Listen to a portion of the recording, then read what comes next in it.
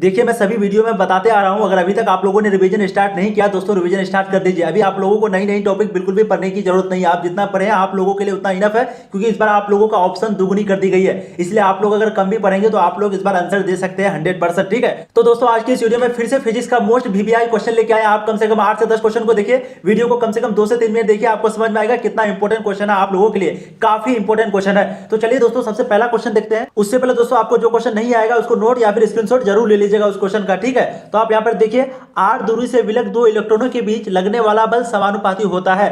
The force acting between two electrons separated by distance r is proportional to. तो आपको पूछ रहा है r दूरी से विलग दो इलेक्ट्रॉनों के बीच लगने वाला बल किसके समानुपाती होता है। तो इसका राइट आंसर है r पे पावर -2। तो r दूरी से विलग दो इलेक्ट्रॉनों के बीच लगने वाला बल किसके समानुपाती होता है, r पे पावर -2 के समानुपाती होता है। ठीक है, नेक्स्ट क्वेश्चन देखिए, क्वेश्चन नंबर 2, विद्युत फ्लक्स का विमीय सूत्र होता है। The dimensional formula of electric flux is. तो आपको पूछ रहा है विद्युत फ्लक्स का विमीय सूत्र होता है। तो इसका राइट आंसर है दोस्तों ऑप्शन ए ml2t-3 I पे पावर -1। ये क्वेश्चन दोस्तों काफी इंपॉर्टेंट है, इस तरह का क्वेश्चन आपको बिहार बोर्ड में पूछेगा ही, इसलिए आपको सभी का फॉर्मूला आना चाहिए डायमेंशनल फॉर्मूला का। ठीक है, तो इलेक्ट्रिक फ्लक्स का ये होता है, इसी तरह से आपको सब चीज का आना चाहिए, इलेक्ट्रिक पोटेंशियल वगैरह सब चीज का। ठीक है, नेक्स्ट क्वेश्चन देखिए, क्वेश्चन नंबर 3, P विद्युत आघूर्ण वाले एक विद्युत द्विध्रुव E तीव्रता वाले विद्युत क्षेत्र में रखा जाए तो उस पर लगने वाला बल आघूर्ण होगा। तो ये जब यानी कि P जब रखा जाए इस इलेक्ट्रिक फील्ड में जब ये पोटेंशियल रखा जाता है, ठीक है, तो उस पर लगने वाला बल आघूर्ण होगा। तो उस पर लगने वाला बल किसके बराबर होगा, यही आपको पूछ रहा है। तो दोस्तों मैं इंग्लिश में पढ़ता हूं, the torque experience bye an electric dipole of an electric dipole moment is. यानी कि जब इलेक्ट्रिक डायपोल मोमेंट में, ठीक है, जब इलेक्ट्रिक डायपोल मोमेंट में इसको रखा जाता है टॉर्क को, तो उस समय यूनिफॉर्म इलेक्ट्रिक फील्ड ई किसके बराबर होता है। तो दोस्तों इसका राइट आंसर होगा आपका option A P cross E, P vector cross E, यानी कि potential is equal to electric field. आपका राइट आंसर होगा थर्ड का। ठीक है, क्वेश्चन को आप देख लीजिए, लगने वाला बल आघूर्ण होगा किसके बराबर, P क्रॉस E के बराबर। नेक्स्ट क्वेश्चन देखिए, क्वेश्चन नंबर 4, जो क्वेश्चन इंपॉर्टेंट है आप उसको स्क्रीनशॉट जरूर ले लीजिएगा। एकांक आवेश को समविमीय सतह पर x मीटर ले जाने में किया गया कार्य होता है। The work done in moving a unit positive charge through a distance x on an equipotential surface is. ठीक है, तो इक्विपोटेंशियल सरफेस में यानी कि समविमीय सतह पर x मीटर ले जाने में किया गया कार्य होगा, वर्क होगा जब हम लोग इस सतह पर x मीटर दूरी लेके जाएंगे। तो इसका आपको राइट आंसर 4 का होगा सी, शून्य। कितना होगा, 0। ठीक है, तो जो भी हम लोग इक्विपोटेंशियल में कितना भी हम लोग कार्य कर रहे हैं, लेकिन वहां पर आपका कार्य होगा 0, ये आपको याद रखना होगा। नेक्स्ट क्वेश्चन देखिए, क्वेश्चन नंबर 5, आवेशित खोखले गोलीय चालक के अंदर विद्युत तीव्रता होती है।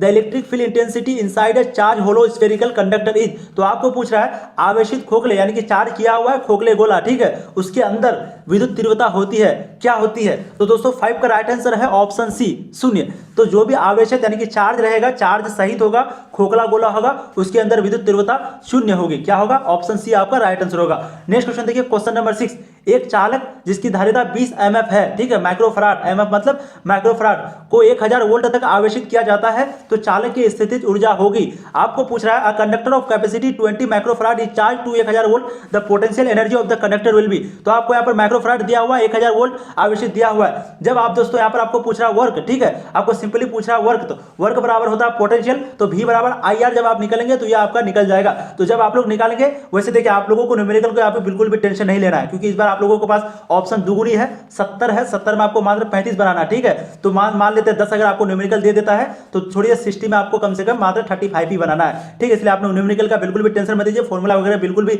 याद मत कीजिए, याद जितना है बस आप जो है ऑब्जेक्टिव जितना क्वेश्चन बन सकता है उस तरह का क्वेश्चन को जरूर पढ़ लीजिए। तो दोस्तों 6 का राइट आंसर होगा ऑप्शन बी, 10 पे पावर 4 जूल। जब आप इस फॉर्मूला पे बैठाइएगा तो 10 पे पावर 4 जूल आपका राइट आंसर होगा।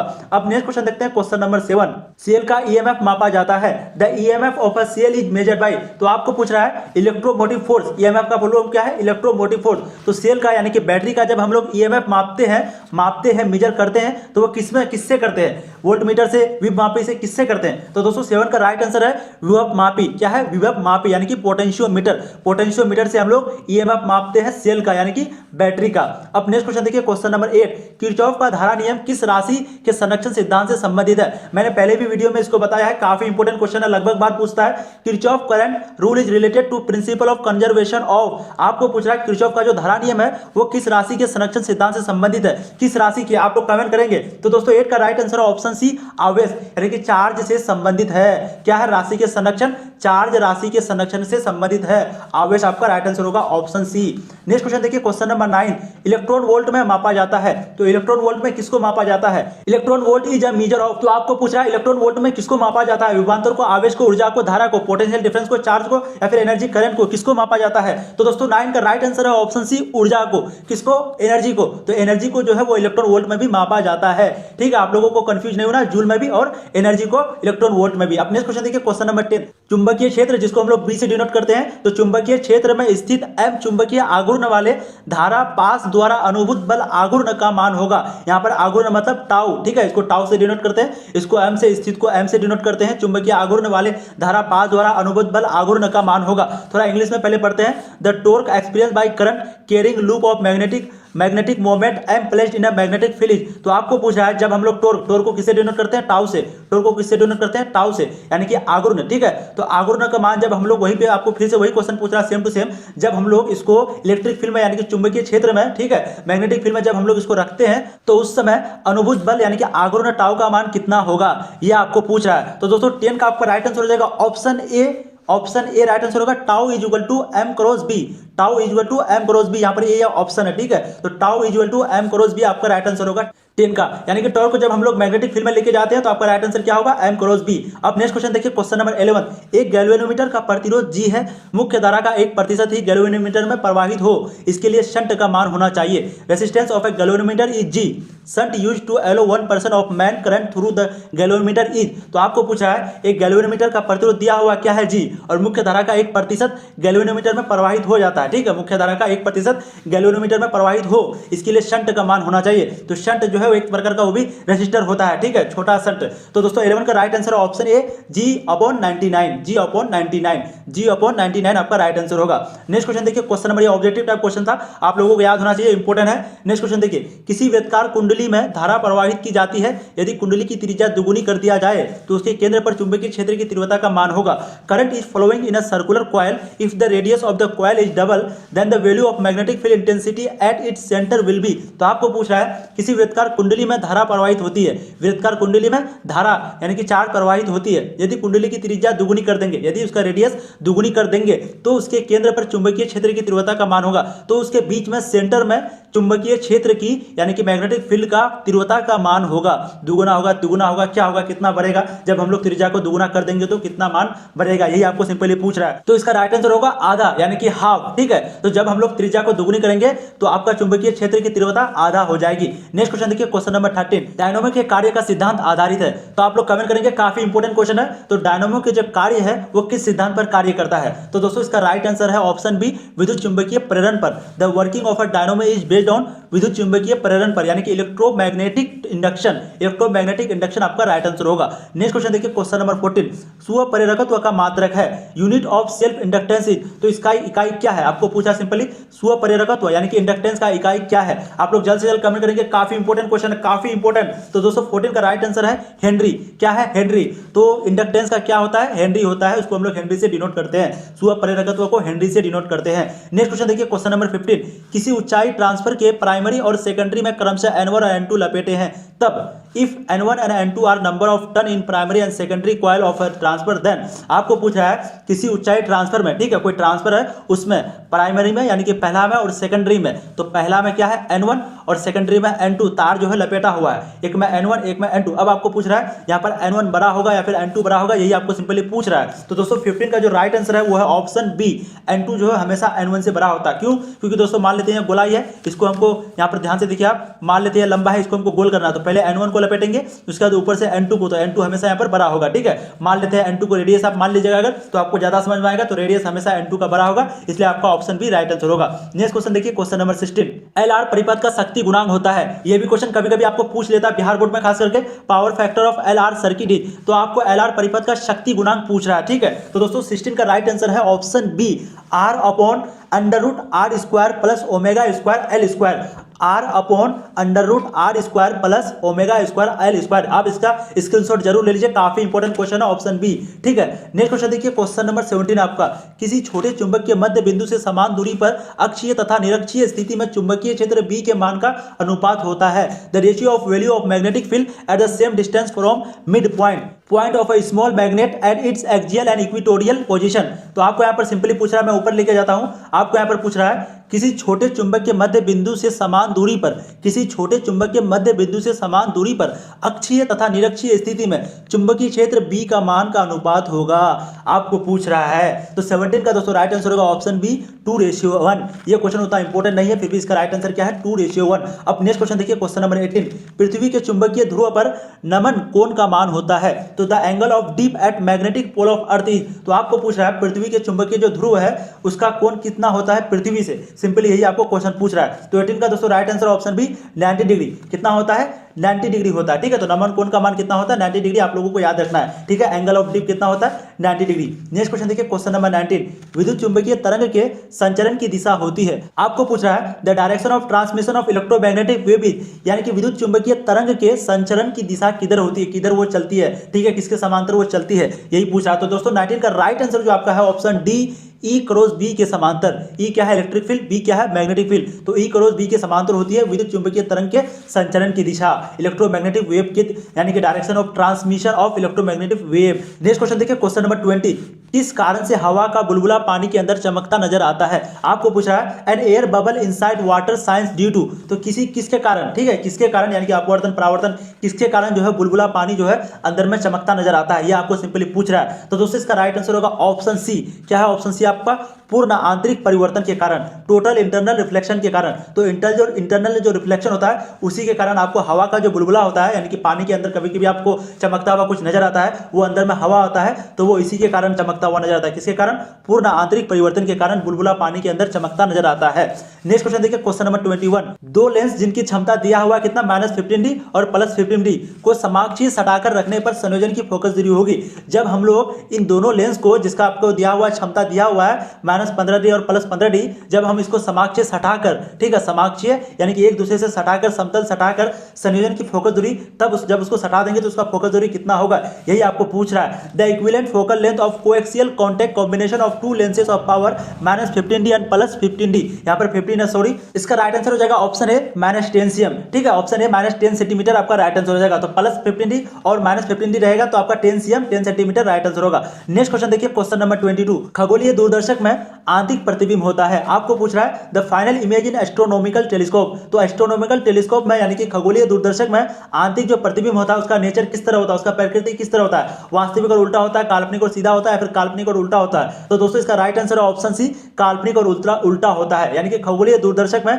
आंतरिक प्रतिबिंब काल्पनिक भी होता है, यानी कि आभासी भी होता है और उल्टा भी होता है, वर्चुअल भी होता है और इन्वर्टेड भी होता है। नेक्स्ट क्वेश्चन, क्वेश्चन नंबर 23, बेलनाकार लेंस का व्यवहार किया जाता है आंख के उस दोष को दूर करने के लिए जिसे कहा जाता है। सिंपली आपको पूछ रहा है बेलनाकार जो लेंस होता है उसको यूज किया जाता है आंख का कौन सा दोष को दूर करने के लिए, यानी कि उस दोष का नाम क्या है, यह आपको सिंपली पूछ रहा है। तो दोस्तों 23 का आपका राइट आंसर होगा ऑप्शन सी, ऑस्टिग्मेटिज्म। ऑस्टिग्मेटिज्म आपका राइट आंसर होगा। तो cylindrical lenses are used to correct defect of eye called, क्या कहते हैं उसको, ऑस्टिग्मेटिज्म, एस्टिग्मेटिज्म उसको बोल सकते हैं। नेक्स्ट क्वेश्चन देखिए, क्वेश्चन नंबर 24, प्रकाश के रेले प्रकीर्णन में प्रकीर्णित प्रकाश का परिमाण तरंगदैर्घ्य, जिसको हम लोग लैम्डा से डिनोट करते हैं, कि किस रूप में समानुपाती होता है। आपको पूछ रहा है प्रकाश के रेले प्रकीर्णन में प्रकीर्णित प्रकाश परिमाण का तरंगदैर्घ्य यानी कि लैम्डा के किस रूप में समानुपाती होता है, किस रूप में। ये क्वेश्चन काफी इजी है, थोड़ा सा यहाँ पर आपको थोड़ा सा टिपिकल लग रहा होगा, लेकिन दोस्तों इसका राइट आंसर है ऑप्शन डी 1/λ/4। 1 यानी कि 1/λ/4 आपका राइट आंसर होगा। यहाँ पर देखिए,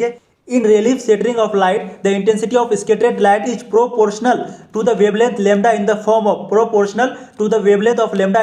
तो इसका राइट आंसर होगा डी 1/λ/4। नेक्स्ट क्वेश्चन देखिए, क्वेश्चन नंबर 25, एक पतले फिल्म के रंगीन दिखने का कारण है। तो क्या कारण है, यानी कि the colour of a thin film is due to. तो क्या कारण है एक पतले फिल्म के रंगीन दिखाने का कारण क्या है, व्यक्तिकरण, विवर्तन, प्रकीर्णन, वर्ण विक्षेपण क्या है। तो दोस्तों 25 का राइट आंसर ऑप्शन है व्यक्तिकरण, यानी कि इंटरफेरेंस। क्या है, इंटरफेरेंस। तो पतले फिल्म के रंगीन दिखने का कारण है interference. Next question, question number 26, Brewster का नियम है, ब्रूस्टर लॉ इज। तो आपको पूछना ब्रूस्टर का नियम यानी कि कौन सा लॉ है, कौन सा फॉर्मूला है। तो दोस्तों 26 का राइट आंसर आपका option B, mu equal to 10 mu, इसको क्या कहते हैं, म्यू इज इक्वल टू 10 ठीक है। नेक्स्ट क्वेश्चन देखिए, क्वेश्चन नंबर 27, लेम्डा, जिसको हम लोग तरंगदैर्घ्य यानी कि वेवलेंथ कहते हैं, वाले फोटोन की ऊर्जा है, the energy of a photon of wavelength is, ठीक है। तो लेम्डा तरंगदैर्घ्य वाले फोटोन की ऊर्जा है? The energy of a photon of wavelength is. दोस्तों ये क्वेश्चन काफी इंपॉर्टेंट है, लगभग बहुत बार बिहार बोर्ड में पूछा है। तो इसका राइट आंसर है दोस्तों option A SC by lambda. SC by lambda जो है आपका राइट आंसर है। ये क्वेश्चन काफी इंपॉर्टेंट है, आप लोग जरूर ध्यान रखिएगा। नेक्स्ट क्वेश्चन है क्वेश्चन नंबर 28। हाइड्रोजन स्पेक्ट्रम की कौन सी श्रेणी दृश्य भाग में पड़ती है? Which of the spectral line of hydrogen spectrum lies in visible region. तो आपको पूछ रहा है हाइड्रोजन स्पेक्ट्रम में कौन सी श्रेणी दृश्य भाग में पड़ती है। ठीक है, विजिबल रीजन में कौन सी श्रेणी में? बामर श्रेणी, ब्रैकेट श्रेणी, लाइमन श्रेणी, पाश्चर श्रेणी, कौन सा श्रेणी है? तो दोस्तों 28 का आपका राइट आंसर ऑप्शन है बामर श्रेणी। बामर श्रेणी जो है वो विजिबल रीजन में पड़ती है। दोस्तों अगर अभी तक आप लोगों ने चैनल को सब्सक्राइब नहीं किया तो चैनल को सब्सक्राइब कीजिए। मैं इसी तरह का इंपॉर्टेंट से इंपॉर्टेंट ऑब्जेक्टिव आपका सभी सब्जेक्ट का लेके आऊंगा अभी चैनल पे, और जैसे ही आपका एग्जाम होगा आंसर की भी इसी चैनल पे आपका लेके आऊंगा। ठीक है, और इस चैनल पे फिजिक्स के साथ साथ बायोलॉजी और केमिस्ट्री का भी ऑब्जेक्टिव कराई जाती है, और अब इंग्लिश की भी अपलोड होगी, आप लोग जरूर जाके देख लीजिएगा। काफी इंपॉर्टेंट ऑब्जेक्टिव है, इसी प्रकार जैसे इसमें कराया है उसी तरह इंपॉर्टेंट ऑब्जेक्टिव उसमें भी कराए हैं, तो आप लोग जरूर जाके चैनल पे देख लीजिएगा। अब नेक्स्ट क्वेश्चन देखिए, निम्नलिखित में कौन आवेश रहित कण है? Which one of the following is a chargeless particle. तो आपको पूछ रहा है निम्न में से कौन आवेश रहित यानी कि चार्जलेस, जिसके पास चार्ज नहीं है, वो कौन सा कण है? तो दोस्तों इसका राइट आंसर है ऑप्शन डी फोटोन। फोटोन के पास जो है किसी भी प्रकार का चार्ज नहीं होता, वहीं पे अल्फा कण के पास और बीटा कण के पास और प्रोटॉन के पास चार्ज होता है। तो कौन सा आवेश रहित है? फोटोन। फोटोन। नेक्स्ट क्वेश्चन देखिए क्वेश्चन नंबर 30। जितने समय में किसी रेडियो एक्टिव पदार्थ की मात्रा अपने प्रारंभिक परिमाण को आधी हो जाती है उसे कहते हैं the time during which the quantity of any radio active material become half of its original value it's called. तो क्या कहते हैं उसको जब रेडियो एक्टिव पदार्थ की मात्रा अपने प्रारंभिक यानी कि शुरुआत में जो था उससे आधी हो जाती है, उसको क्या कहते हैं? औसत आयु कहते हैं, अर्ध आयु कहते हैं, अपक्ष नियतांक कहते हैं, या फिर आवर्तकाल कहते हैं, क्या कहते हैं? तो दोस्तों 30 का जो है आपका राइट आंसर है ऑप्शन डी आवर्तकाल, यानी कि उसको कहते हैं टाइम पीरियड। क्या कहलाता है वो? क्या कॉल्ड? टाइम पीरियड उसको कहते हैं, आवर्तकाल जो आधी हो जाती है। नेक्स्ट क्वेश्चन देखिए क्वेश्चन नंबर 31। एन टाइप के अर्धचालक में बहुसंख्यक धारा वाहक होते हैं। The majority of charge carrier in N type semiconductor is. तो आपको पूछ रहा है एन टाइप के अर्धचालक में बहुसंख्यक धारा वाहक होती है, तो एन टाइप के अर्धचालक में कौन सा धारा वाहक होते हैं? अल्फा कण, इलेक्ट्रॉन, प्रोटॉन, छिद्र। The majority charge carrier in N type semiconductor is. क्या होगा? तो दोस्तों 31 का राइट आंसर होगा ऑप्शन बी इलेक्ट्रॉन। क्या होता है? एन टाइप के अर्धचालक में बहुसंख्यक धारा जो है वो इलेक्ट्रॉन होता है, उसके बाद आपका प्रोटॉन आता है। ठीक है, तो सबसे ज्यादा इलेक्ट्रॉन होता है अर्धचालक में। नेक्स्ट क्वेश्चन देखिए एन टाइप के अर्धचालक में। ठीक है, नेक्स्ट क्वेश्चन देखिए पूर्ण तरंगित डिस्टकरण में यदि निवेश आवृत्ति 50 हर्ट्ज है तो निर्गम आवृत्ति क्या है? आपको पूछ रहा है in full wave rectification if input frequency is 50 hertz then output frequency is. तो क्या है दोस्तों? इसका राइट आंसर होगा 32 का आपका ऑप्शन सी 100 हर्ज। क्या है? 100 हर्ज आपका राइट आंसर होगा। उतना इंपॉर्टेंट क्वेश्चन नहीं है। नेक्स्ट क्वेश्चन देखते हैं क्वेश्चन नंबर 33 जो कि दोस्तों काफी इंपॉर्टेंट है। एंड द गेट के लिए बुलियन व्यंजक है, जो कि मैंने पिछले वीडियो में भी बताया था। काफी इंपॉर्टेंट क्वेश्चन है दोस्तों ये। ठीक है, ये क्वेश्चन लगभग इस बार शायद पूछ भी सकता है। तो 33 का दोस्तों राइट आंसर है ऑप्शन सी। मैं आपको सभी का एक बार यहाँ पर रिवाइज करवा देता हूँ। ठीक है, जैसे देखिए ए और plus B, A plus B equal to Y किसका होता है? ये होता है और गेट का। वहीं पे अगर इसका ऊपर लग जाए तो ये हो गया नॉर गेट। ठीक है, यहीं पे अगर ऊपर लग जाए तो हो गया नॉर गेट, और यहीं पे अगर ये हट जाए अगर तो ये हो गया और गेट। अब नंद गेट का क्या है? ए डॉट बी अगर लग जाएगा, A dot B equal to Y, तो ये हो जाएगा आपका एंड गेट। ठीक है, ये हो जाएगा एंड गेट। लेकिन वहीं पे अगर ऊपर में लग जाए तो वो हो जाएगा आपका नंद गेट, जो कि यहाँ पर है। तो इसका राइट आंसर आपका जो भी है आप लोग देख लीजिए। नेक्स्ट क्वेश्चन देखिए क्वेश्चन नंबर 34। दार्शनिक संख्या 15 का द्विधारी मान होगा। दोस्तों ये क्वेश्चन भी काफी इंपॉर्टेंट है, लगभग बार पूछता है ये question. Result of conversion of 2020 में भी पूछा है। Result of conversion of decimal number 15 into binary will be. तो दोस्तों 34 का राइट आंसर है ऑप्शन सी 1112। अगर आप इसका सोल्यूशन चाहते हैं तो आप लोग कम्युनिटी पोस्ट में जाकर के जरूर देख सकते हैं। ठीक है, आप लोग कमेंट कीजिए, मैं आपको कम्युनिटी पोस्ट में यूट्यूब का वहीं पे आपको आंसर दूंगा।